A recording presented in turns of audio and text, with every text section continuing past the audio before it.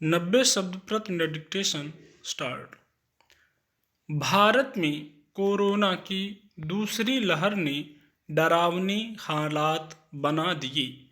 स्थिति इतनी बदतर है कि बीते हफ्ते दुनिया में सबसे ज़्यादा मामले अपने यहाँ ही आए। दुनिया में हर 10 में से छठा संक्रमित व्यक्ति भारत का है। आंकड़े देखें तो हफ्ते भर में देश में करीब 9 लाख मरीज बढ़े। अचानक से 60% की बढ़ोतरी गंभीर खतरे का इशारा करती है। यह तब है जब देश में टीकाकरण का अभियान जोर शोर के साथ चलने का दावा किया जा रहा है। पिछले साल जब महामारी ने दुनिया के ज़्यादातर देशों को चपेट में लेना शुरू किया था, तो अमेरिका और यूरोपीय देशों के मुकाबले भारत की स्थिति इतनी खराब नहीं थी।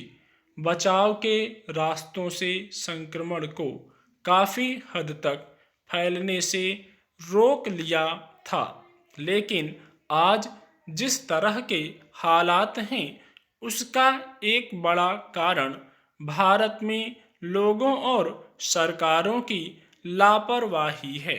संक्रमितों की जांच से लेकर तमाम मामलों में सरकारों ने जैसी हीला हवाली दिखाई, उससे तो स्थिति खतरनाक बननी ही थी। विशेषज्ञ चेताते रहे हैं कि कोरोना से बचाव के लिए मास्क, 2 गज दूरी, बार बार हाथ धोना और भीड़ से बचना सबसे ज़्यादा जरूरी है। भले ही किसी ने टीके की दोनों खुराक ले भी ली हों, तो भी बचाव के ये तरीके अपरिहार्य हैं। तभी संक्रमण का फैलाव रोका जा सकेगा। लेकिन जिस तरह के नज़ारे भारत में देखने को मिल रहे हैं वे हैरान करने वाले हैं। सबसे ज़्यादा परेशान करने वाली तस्वीरें हरिद्वार और विधानसभा चुनाव वाले 5 राज्यों से सामने आईं। इन्हें देखकर कौन नहीं कहेगा कि हम खुद ही संक्रमण को गले लगा रहे हैं। कुंभ में लाखों श्रद्धालु पहुंच रहे हैं। गंगा स्नान की भीड़ ने संक्रमण प्रसार के लिए सबसे अनुकूल स्थितियां बना दी हैं।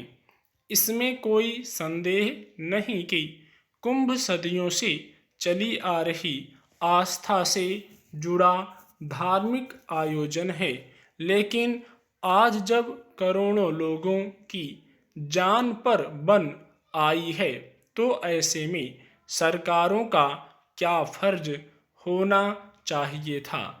अगर अगले कुछ दिनों में कुंभ में हजारों लोगों के संक्रमित होने की खबरें मिलने लगें, तो आश्चर्य नहीं होना चाहिए।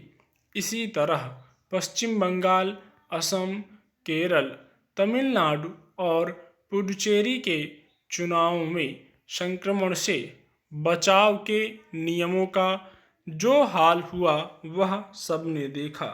जब शासन और प्रशासन खुद ही इतने लापरवाह हो जाएं, तो भारत को सबसे ज़्यादा संक्रमितों वाला देश बनने से कौन रोक सकता है। कोरोना के मारे सबसे बदहाल राज्यों से रोंगटे खड़े कर देने वाली तस्वीरें आ रही हैं। अस्पतालों के मुर्दाघरों और शमशानों में लाशों के ढेर लगे हैं। अस्पतालों में भीड़ उमड़ रही है। एक एक बिस्तर पर 3-4 मरीज हैं। यहाँ तक कि अस्पतालों के दालान भी मरीजों से अटे पड़े हैं। रेमडेसिविर जैसी जरूरी दवा की कालाबाजारी हो रही है।